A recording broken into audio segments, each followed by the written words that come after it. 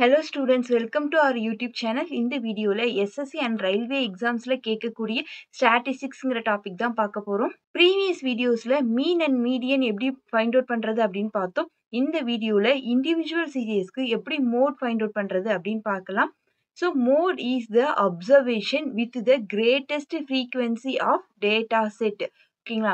So mode அப்படின்னா ஒரு individual serious கொடுத்துருக்காங்க. அந்த இண்டிவிஜுவல் சீரியஸ்ல எந்த அப்சர்வேஷன் வந்து கிரேட்டஸ்ட் ஃப்ரீக்வன்சி அதிக ஃப்ரீக்வன்சியோட இருக்கோ அந்த அப்சர்வேஷன் தான் மோடு. ஸோ கிரேட்டஸ்ட் ஃப்ரீக்வன்சினா என்ன? இப்போ ஒரு இண்டிவிஜுவல் சீரியஸ்ல ஒரு நம்பர் வந்து இப்போ 3ங்கிற நம்பர் வந்து 2 டைம்ஸ் வந்திருக்கு அப்படின்னா அந்த 2ங்கிறத ஃப்ரீக்வன்சி.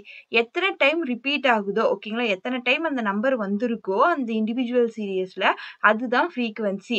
அப்ப mode is the observation with the greatest frequency அப்படின்னா கிவன் இண்டிவிஜுவல் சீரியஸ்ல எந்த நம்பர் வந்து அதிக டைம் வந்திருக்கோ அதுதான் அந்த நம்பர் தான் mode.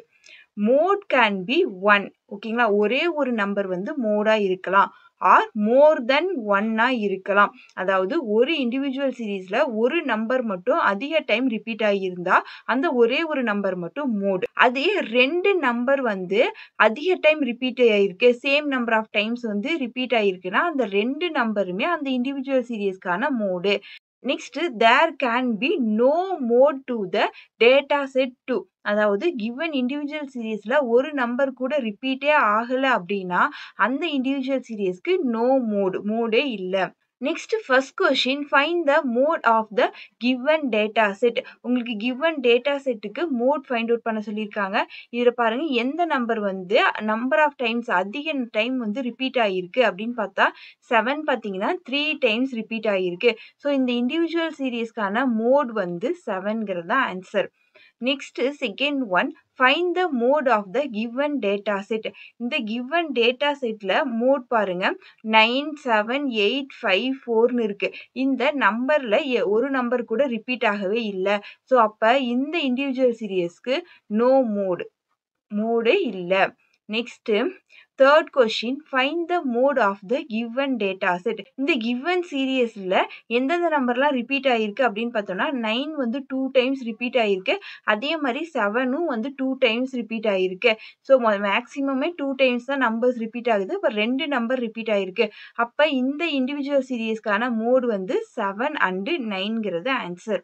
Next fourth one, the marks scored by the 10 students are given below. ஓகேங்களா, ஸோ 10 ஸ்டூடெண்ட்ஸோட மார்க்ஸ் கொடுத்துருக்காங்க. The mode of the given data is. இந்த கிவன் டேட்டாவுக்கான மோடு என்னன்னு சொல்லி ஃபைண்ட் அவுட் பண்ண சொல்லியிருக்காங்க. ஸோ இதில் எந்த நம்பர் வந்து அதிக டைம் ரிப்பீட் ஆகிருக்குன்னு பாருங்க. 16ங்கிற நம்பர் வந்து 3 டைம்ஸ் வந்து ரிப்பீட் ஆகிருக்கு. ஸோ ஆன்சர் வந்து 16ங்கிறத answer, C option. Next fifth one, what is the mode of the following data. உங்களுக்கு ஒரு இண்டிவிஜுவல் சீரியஸ் கொடுத்துட்டு இந்த இண்டிவிஜுவல் சீரியஸ்க்கு மோட் ஃபைண்ட் அவுட் பண்ண சொல்லியிருக்காங்க. ஸோ இந்த மாதிரி இந்த இண்டிவிஜுவல் சீரியஸ்ல நம்பர் ஆஃப் டேர்ம்ஸ் வந்து அதிகமாக இருக்கும் போது நம்ம ஆப்ஷன்ஸை யூஸ் பண்ணி ஈஸியாக வந்து ஆன்சர் பண்ணிடலாம். இப்போ ஆப்ஷன் பார்த்தீங்கன்னா இந்த கிவன் 4 ஆப்ஷன்ல ஒரு ஆப்ஷன் தான் ஆன்சராக இருக்குமா. 70ங்கிற நம்பர் எத்தனை டைம் வந்திருக்கு அப்படின்னு பாருங்க. இந்த சீரியஸ்ல 1, இங்கே ஒரு டைம் 2 டைம்ஸ் ரிப்பீட் ஆயிருக்கு. நெக்ஸ்ட் 87ங்கிற நம்பர் பாருங்க, இங்க ஒரு டைம் இருக்கு. நெக்ஸ்ட் ஒரு டைம் தான் இருக்கு. ஸோ அப்போ 87ங்கிற நம்பர் ஒரு டைம் தான் வந்திருக்கு. நெக்ஸ்ட் 65ங்கிற நம்பர் பாருங்க, இங்க ஒரு டைம் இருக்கு. நெக்ஸ்ட் இங்க ஒரு டைம் இருக்கு. ஸோ 2 டைம்ஸ் வந்திருக்கு 65ங்கிற நம்பர். நெக்ஸ்ட் 81ங்கிற நம்பர் பாருங்க, இங்க ஒரு டைம் வந்திருக்கு, இங்க ஒரு டைம் வந்திருக்கு, 2 டைம்ஸ் வந்திருக்கு. நெக்ஸ்ட் இங்க ஒரு டைம் வந்திருக்கு 3 டைம்ஸ். நெக்ஸ்ட் இங்க ஒரு டைம் வந்திருக்கு 4 டைம்ஸ் வந்திருக்கு.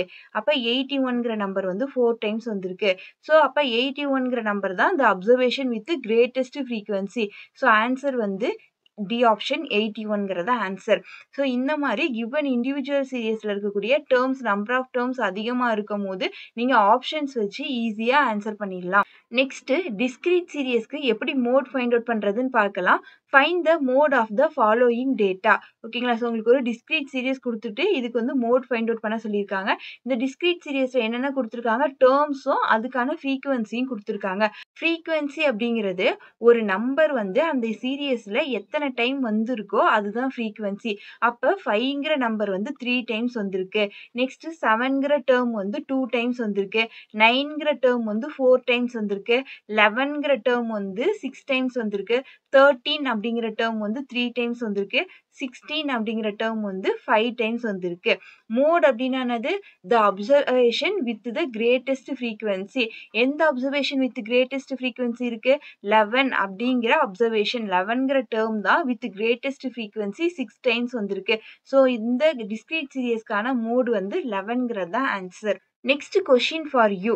What is the mode of the following data?